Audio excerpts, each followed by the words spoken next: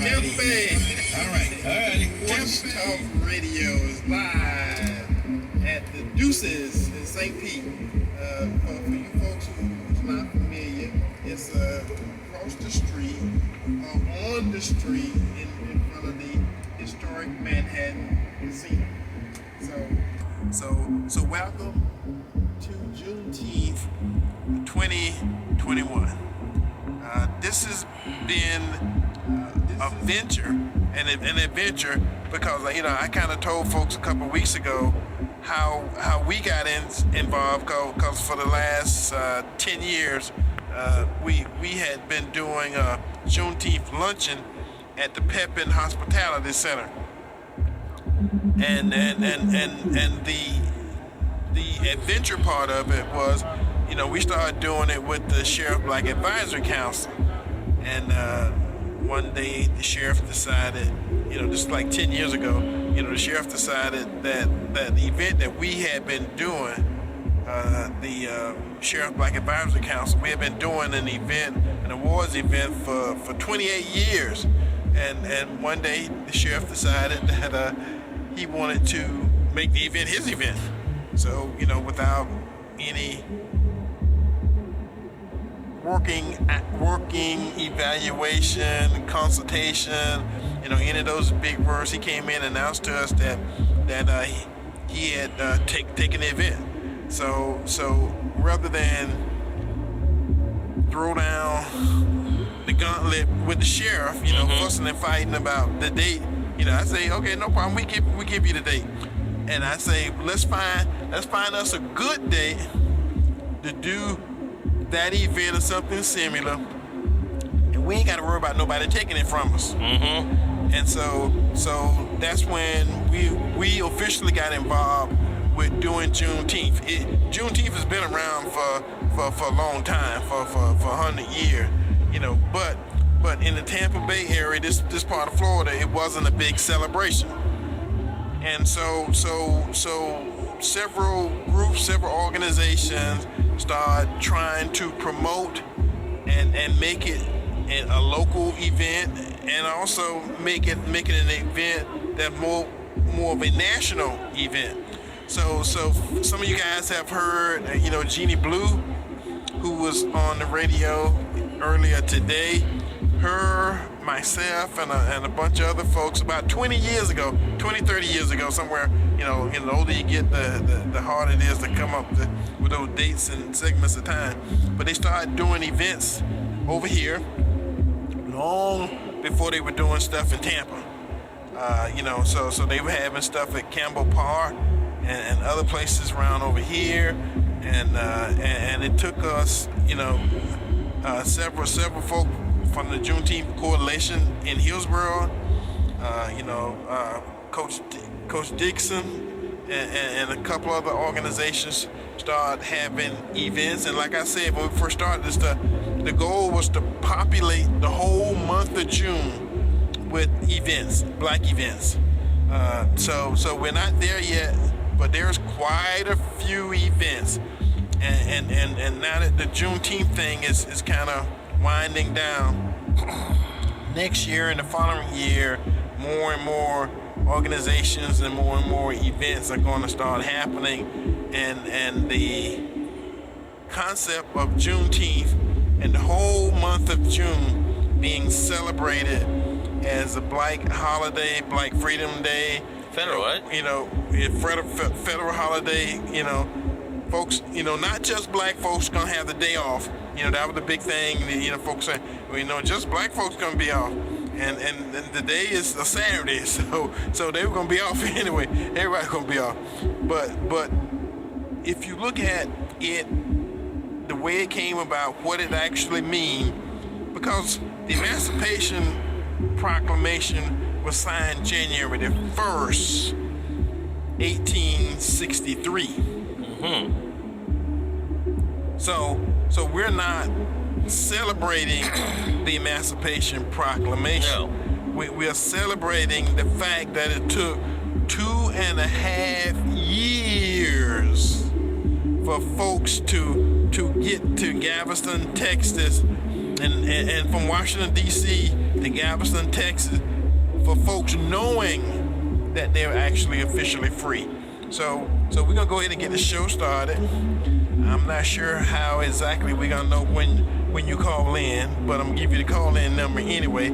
You know, they've been doing this all day, so I'm quite sure they got some kind of system worked out. So anyway, the call-in number, if you want to call the show today to tell us about your event, something you're doing, some kind of special Juneteenth scenario that you have, or something going on and you want folks to know about it, you know, use us as a platform. Call-in number is 813-251-9867. 813-251-9867. Now, if you want to call me after the show, and I do have an event after the show goes off, because they got, you know, 4 or 5 different things happening over here in St. Pete. And at the next event, I'm actually a speaker.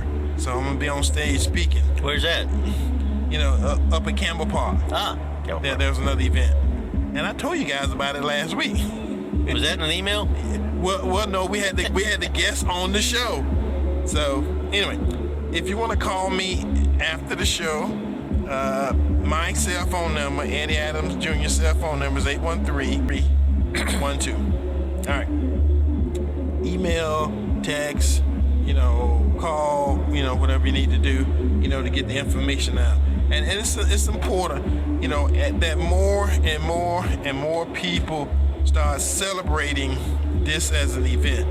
And even though it's a black celebration, you know, everybody can participate.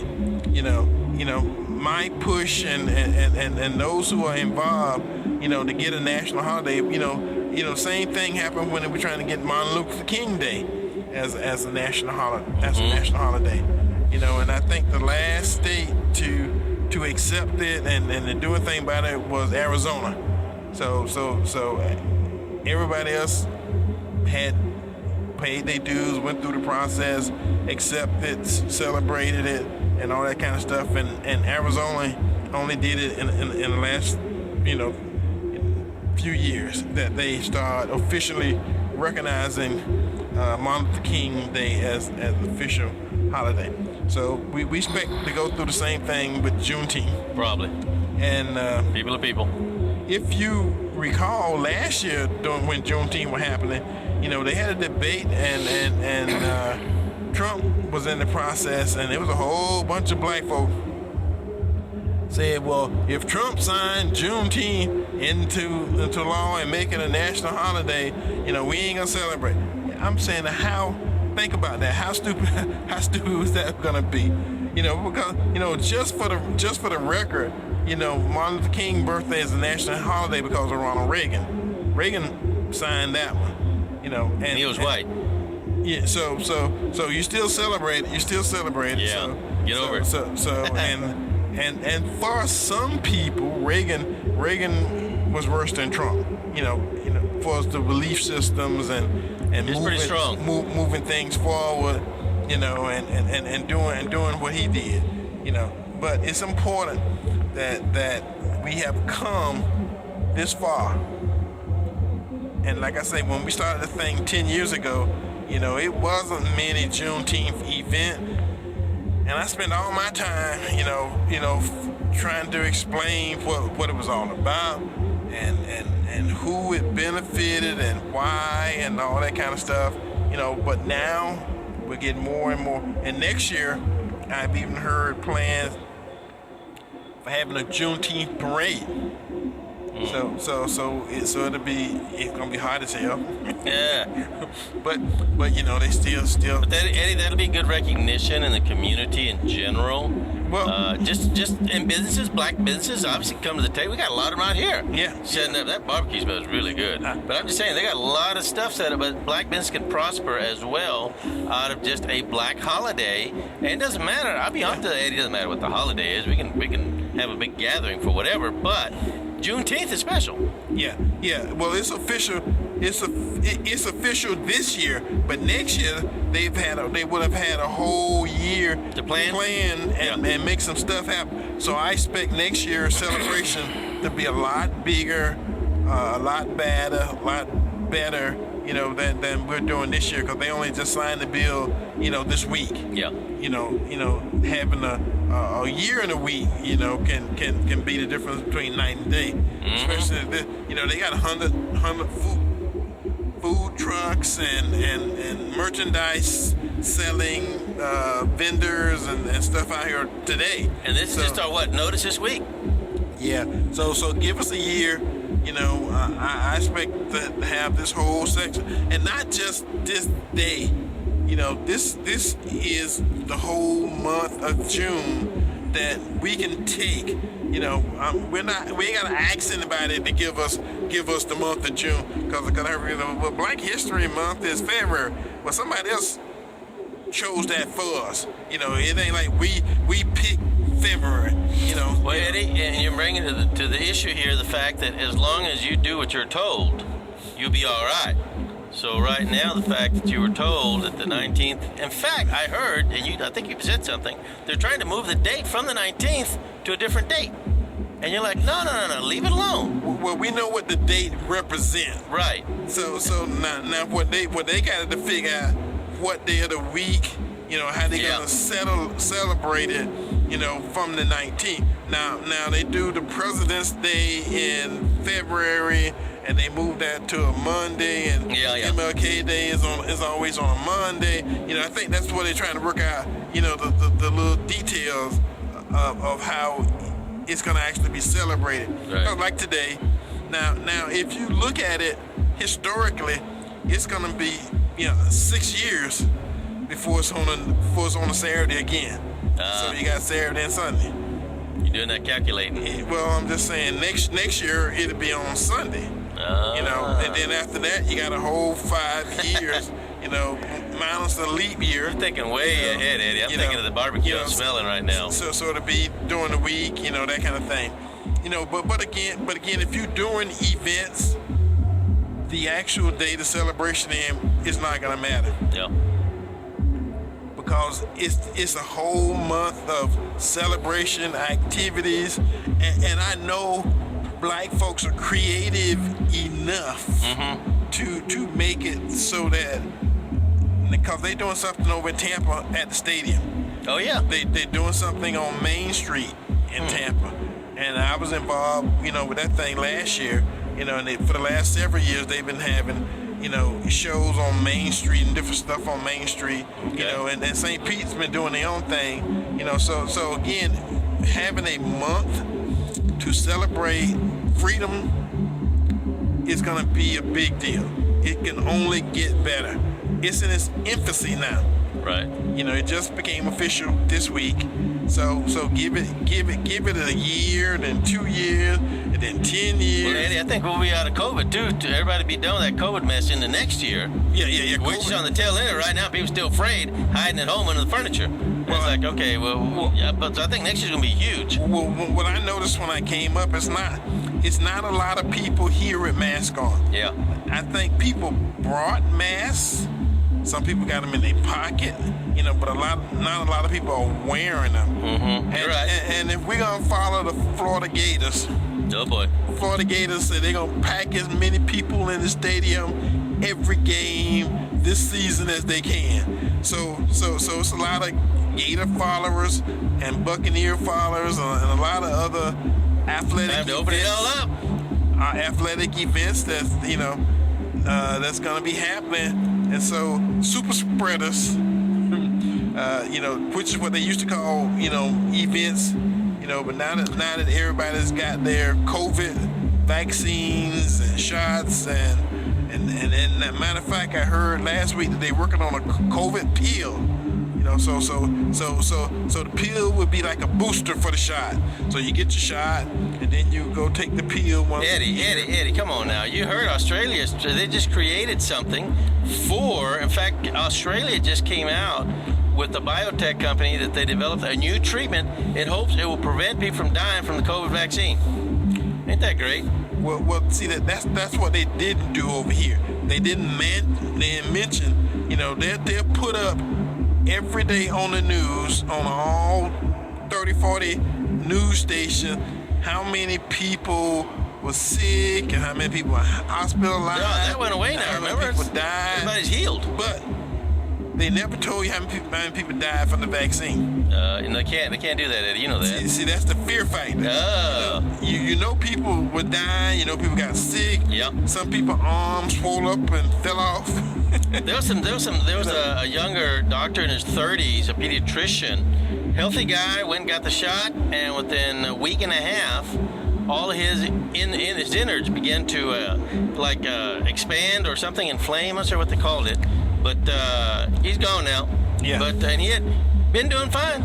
So God bless all the people that listen to us right now that had no effects. You're good.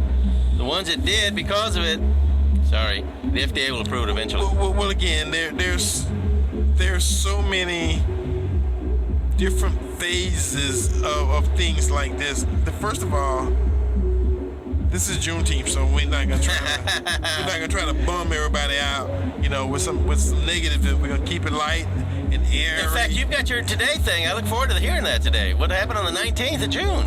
Well, again, when we get to on this I'm getting day, anxious now. This is June 19th. This is great out here. On this day, we'll do that, So anyway, it's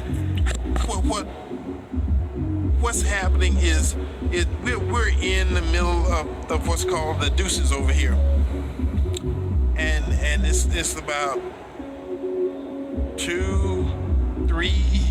I'm looking around as I count, maybe 4 completely empty, huge lots, which used to be housing, businesses, retail, and it's been vacant for a number of years.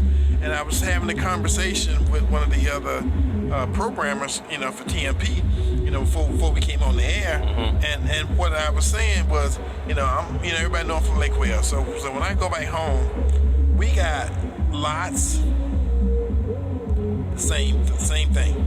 But in the black neighborhoods, right? They've been vacant since I left. I left in 1971. Whew. So that's 50 years. Those black businesses went away, created vacant lots, and they still there. That's what we got to do. We got to look at the economic effect of having so many contiguous, like here in St. Pete where we have vacant lots that's potentially had black businesses paying taxes and adding to the economy, making things better for everybody that are no longer here.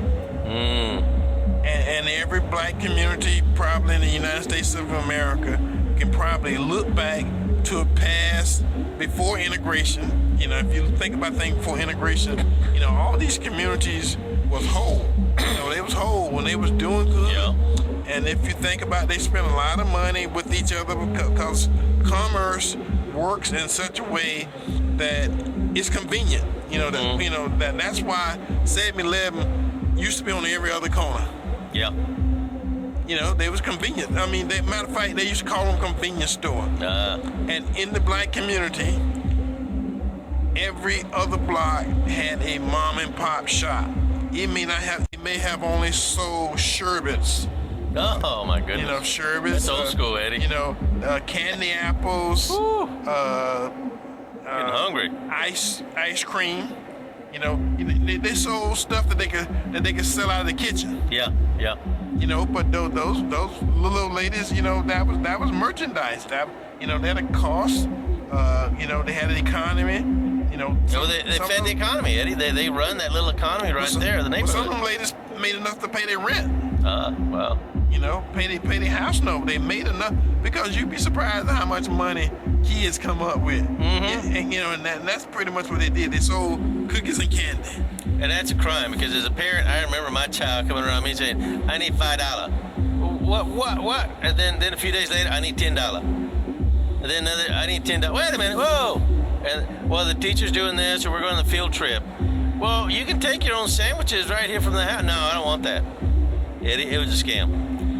Well, was your childhood was different from mine. We didn't get the opportunity to say yes and no. I'm just saying. Okay, well. And probably in my whole childhood, it was nobody who wasn't in my family could I ask for $5, and they would actually give me $5. That was a long time ago, Eddie. $5 was $100 back then. And I'm just saying, it was. You just say you ask somebody for $5. Well, my kids were asking me. When I grew up, I didn't have squat. I might have had less than you. Yeah, it's a difference. Like I said, we could go get a Sherby for a quarter. Oh my goodness. And it was just Kool-Aid and water, frozen. Over some shaved ice. Yeah, shaved. And they had a big old cookie that was called Rock and Roll. Oh my goodness. That was a nickel, and it was 2 big old cookies. It probably had enough sugar to launch you to the moon. It was a meal. It was a meal. Back in the day. Now they're about the size of what, a thumb? They had Sugar Daddies $5 and Sugar Mama. Oh. That was literally all sugar. My goodness. Just sugar. One was sugar on a stick, and the other one was little balls, little beanies. It was all sugar, caramel. So anyway, Juneteenth is important, and the economic effect of Juneteenth from this year will be measured. So no one is going to know how well it helped. It didn't hurt, but how many black businesses will benefit from this type of event? And what's happening in Tampa? Tampa's got events. St. Pete's got events. I'm quite sure Manatee County, they got events. So they got events all over the country. Now, had this not been the type of holiday that it is, because you got holidays where people don't necessarily go out. Now, this ain't Christmas. Yeah. It ain't Thanksgiving. But it is the type of holiday where you have an opportunity to patronize other businesses, that belong to or are owned by people who look like you. And it's an opportunity to do that. It ain't Valentine's Day. And tomorrow is Father's Day. Yeah. Yeah. So that's always been how you kind of... This is like a warm-up to Father's Day, then, if that's the case. But I'm just saying, the weather, Eddie, is so beautiful out here. Now, the weather is great. It's going to be, hot as heck you stay in that sun, but you get in the shade. I think the timing is good for the time of the year for this event. Yeah. Big time. Because I think, if you remember, they have more weddings in June than they do any other time of year. Did you explain to us why? Because everybody took their bath. That's what it was. I thought I remember something about that. Like, wait a minute. They only bathe, back in the 1500s, they only bathed once a month, sometimes once a year. Oh. And it was always in May. And so they had the weddings in June because the women were fresh, right? They were pretty clean. Well, otherwise relatively clean. Well, it was good birth control. Otherwise, I guess they wanted to mess with them in December. I don't mean to sound sexist, but the men and the women, were fragrant. Were fragrant. There we go. And to cover in case they wasn't. That's why the bouquet of flowers. That's how that whole thing came about. The old bouquet. So the bride always had a fresh smell, fresh, colorful, fragrant about her that made the man go, "Hey, bouquet of flowers. It's time." Bouquet of flowers. That time of year. Yeah. Sound like regular married life. Oops. Never mind. Anyway, go on. So anyway, that's how that whole thing came about.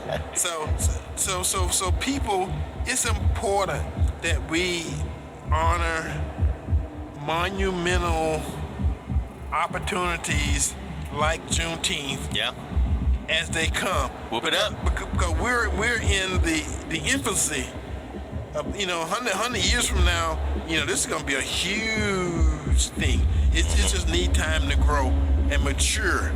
And go through all the phases that it's got to go through Matter of fact, if we came back to this same spot next year or 2 years from now, we probably can't do Juneteenth here because these all be buildings.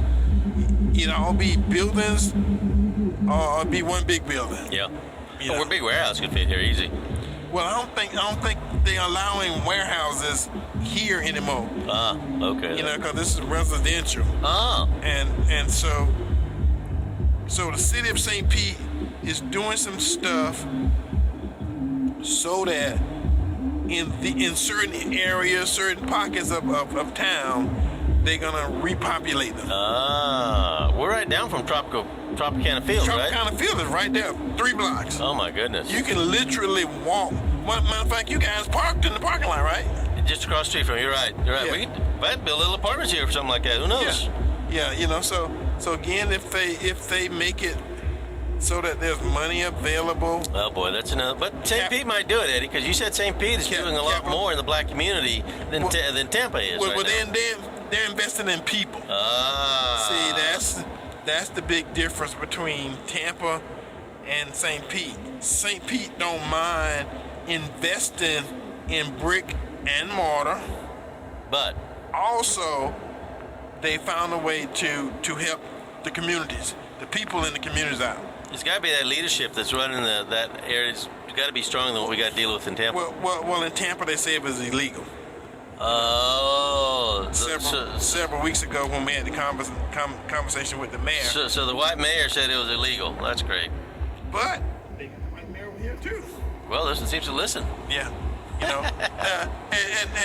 like I was saying earlier, all the basic communities, towns, city in the state of Florida have pretty much the same ordinances for its operation, form of government, what they can and can't do, and stuff like that. Eddie, politicians can do what they want whenever they want.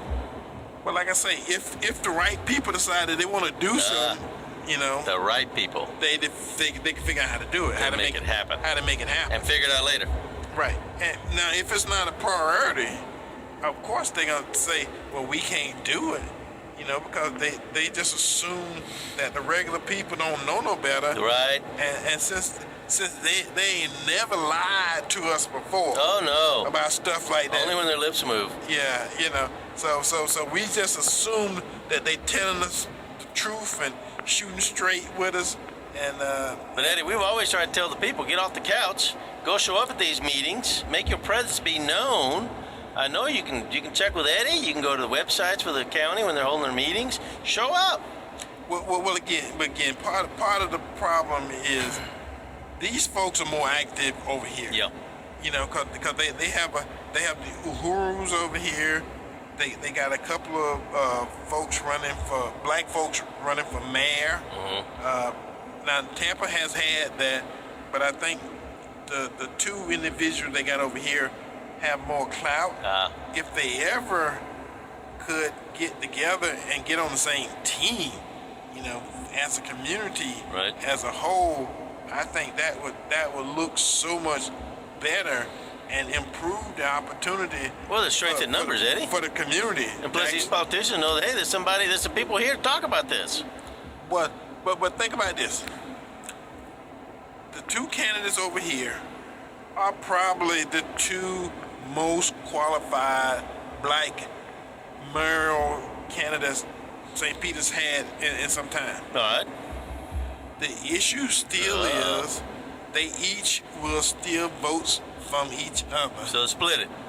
And you got some white candidate, probably not nearly as popular or as well known. Probably has more money. Or has done as much for the community as either of these guys. And in the primary, since they're both Democrats, one's gonna knock the other one out. Eddie, but a part of me says if one of them makes it, the other will throw his weight behind that one. I think it'd be awesome if they would do it. They won't. That's the issue. I mean, if they've yelled and cussed at each other the whole time through, then it's not going to happen. That's 200 years. Oh boy. 400 years of slavery and teaching and just infighting and building silos this is mine. You can't have it. And I can't help you with and yours. I can't help you with yours. You know, some of that is, you know, just. You make it sound like it's inbred, Eddie. How we dealt with each other. Yeah. You know. All right. And Old ways. Part of Lynch. You know, William Lynch. He wrote thesis 300 years ago. Mm-hmm. How to keep blacks in slavery. How to enslave the community and keep them. He wrote this for white folks. And it's still working today, Eddie. It's still working because some of those teachings are only trust your white master. Eddie, now Juneteenth, now we're talking happy talks. Do not work with folks who look like you. They don't have your best interest at heart. That's a shame, Eddie. They're just waiting to stab you in the back. That's a shame. I've met some fine people, Eddie, all colors. We know the difference is it's an ideology, and it's been taught for so long, and generation after generation after generation have perpetuated, you know, these falsehoods. I think, Eddie, it has been reborn into that critical race theory right now. It's been reborn. But black folks, see that's another white trick. Critical race theory.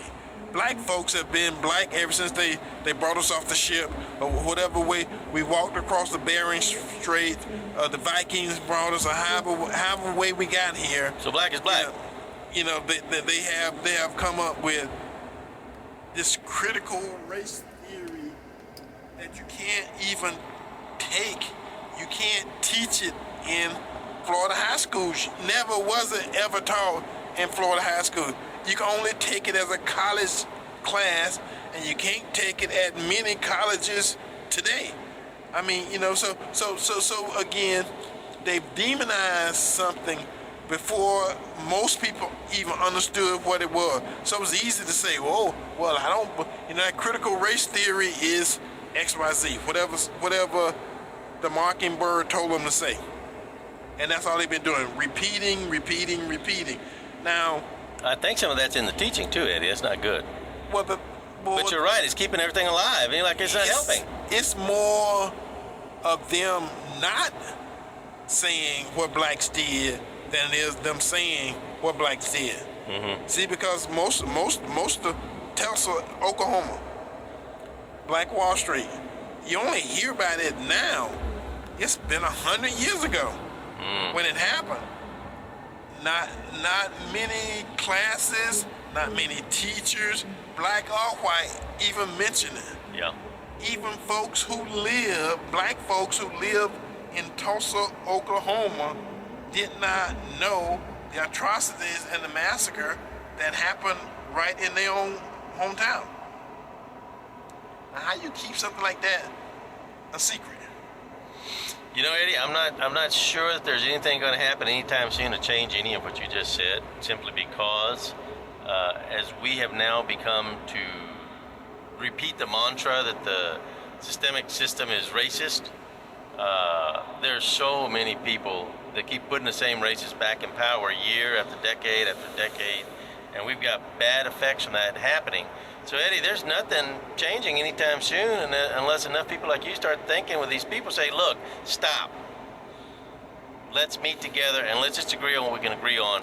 The rest we'll figure out. Well, I don't know, Eddie. It's frustrating. Well, the thing that's important is, and this is a good example of how this whole thing worked. Mm-hmm. 6 months, a year ago, big outcry about the Zion Cemetery housing project. Yeah. It's gotten quiet. 800-900 bodies still there. The media's not talking about it. Unmarked grave, and they doing this and they doing that. They still right where they were 6 months, a year ago. Ain't none of them moved. But we got a new mayor now.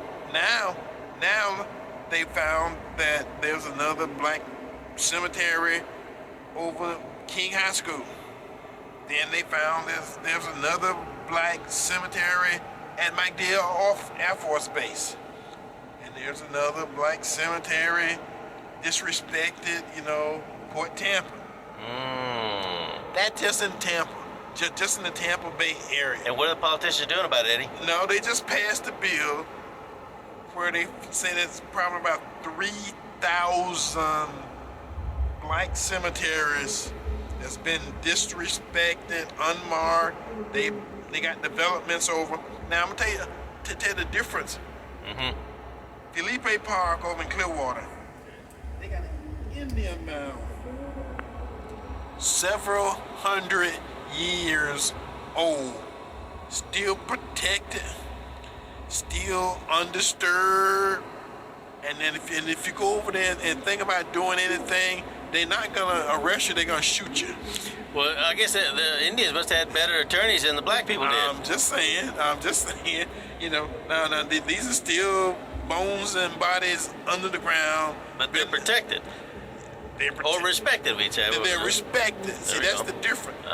They're respected. They're respected. And so the state of Florida said, okay, but we know there's a problem. Pauper's graves. Well, what's a pauper's grave? Paupers, they stick your body in the ground and don't even bother put a headstone or put a marker. See, Eddie, but the fact that they've labeled it a pauper's grave means something that don't matter now. No, the whole site. Yeah. So you may have 2,000 or 3,000. They may have pushed the bodies in with a bulldozer. You see what I'm saying? And the nature of that practice, if I don't have money, I don't even get a proper burial. Now that's opposed to cremation. They cremate you and give somebody your ashes in a vase. We can't tell how many of those that happened to. Yeah. Because they've been having crematoriums, for centuries. So, Eddie, what are they going to do about it here in Tampa? Nothing? Just move on? Well, again, the Tampa Housing Authority is trying to do the right thing. So they did have the USF folks go out there and did the ground scans, and proved that they got bodies and caskets and folks there, and they marked it, and they said they would like to do the right thing, but other folks own parts of the property. Yeah. Other than them, they ain't want to touch that. And so until they can pretty much save the whole cemetery. Yeah. And since the Tampa Housing Authority only owns, like an acre and a half of it, and it's like 2 or 3 acres. That's all they have rights to then. That's all right. So and the other folks ain't making no move to do the right thing. Well, that's real estate to them. And they're waiting. They're waiting to send back. Okay, let's see what happened to them. So the big dog in the fight is the Tampa Housing Authority. Now everybody don't let the school board off the hook because King High School, on that property there's a black cemetery there too. And I watched the news one day and they had like a 93-year-old white woman say when she was a child she used to walk through the cemetery every day when she went home. And what good does that do, Hetty? Not a darn thing. But she vividly remembers but the cemetery and where it was. But the city ain't doing nothing about it. Well, the school board. The school board. That's nice. You got some old memories, you old woman. Great. Next. But the fact that she could get on the news and say something as a recollection, see that's gonna be around forever. Now what good will it do? May not do any good at all.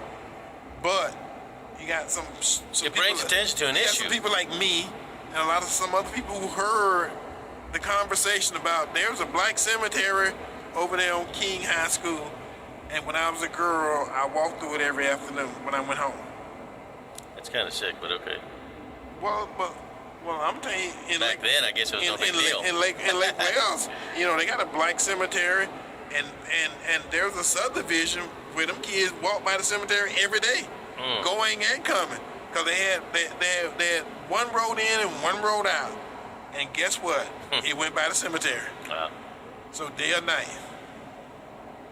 And horror stories back then are different than horror stories now.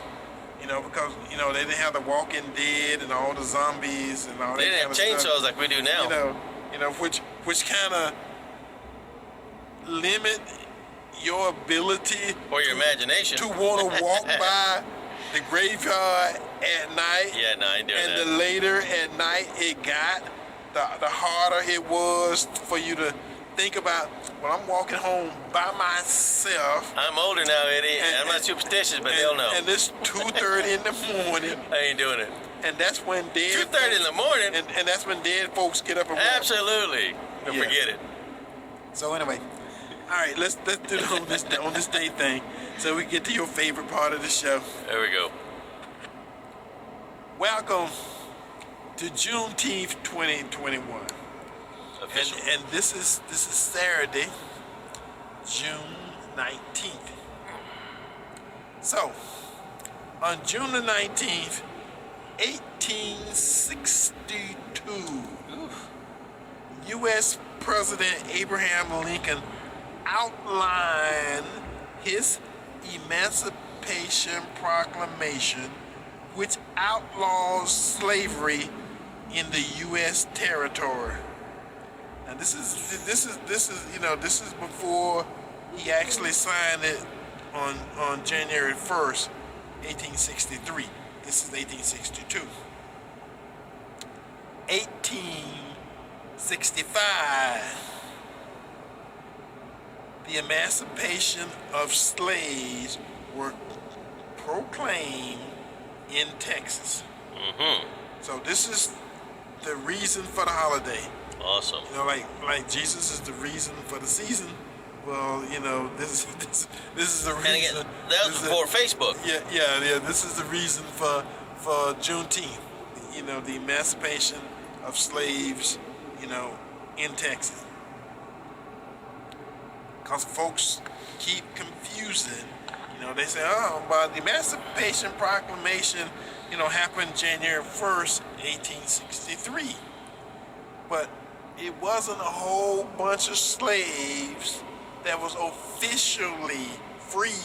Mm-hmm. You couldn't walk off the plantation, the next day. I'm free. You still got whooped, you still got shot, you still got the dogs. You got nowhere to go. You still got the Conte Kente treatment. Roots. So again, it took 2.5 years for it to finally get folks to know, and folks were still at that. That's what it's in the military in. They didn't just say, "Well, we think y'all is free." They had to have a troop. Then have a battalion go in and force the plantation owners to let That's free labor. They wouldn't want to let that go, Eddie. Let the free folks free. Free labor. No. All right. On this day, June 19th, 1910, the first Father's Day celebration was in Spokane, Washington. So they had Father's Day officially celebrated in Spokane, Washington. On this day, June 19th, 1964, the Civil Rights Act of 1964 was approved after surviving an 83-day filibuster in the U.S. Senate.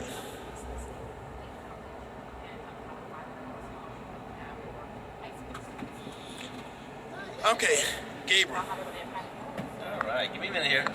You want to do your little thing? Yes, yeah. Then we got a guest. There we go. All right, hang on with it, ma'am. And we only got about 10 minutes. All right, guys, here we go. Just quickly try and break up the monotony of all of this. We've been giving a lot of information out. So the elderly couple in church, the wife turns to her husband and says, "I've just let out a silent fart. What should I do?" And the husband says, "Put new batteries in your hearing aid." So we kind of move forward. Let's see, inflation rose to a 6.6 in May, the largest year-over-year increase in history. Pretty amazing. Meanwhile, Facebook's vaccine checking is funded by an organization that holds $2 billion of stock in Vaccine companies. Isn't that crazy, folks? Imagine that. Let's see, I mentioned this year, people who are raised in warmer climates tend to be friendlier than those in places with cold, harsh temperatures. That's true. I've been to Michigan in the winter. They don't want to talk to anybody. They're hiding. You remember that June 6th thing that happened at the Capitol? That was fake. The FBI was behind it. January, thank you. January 6th, that we've discovered the FBI set that up. That was fake. So back to vaccines. Are the vaccines effective? If yes, then why do you care if I get it or not? If the vaccines are not effective, why do you care if I get it or not? Something to think about.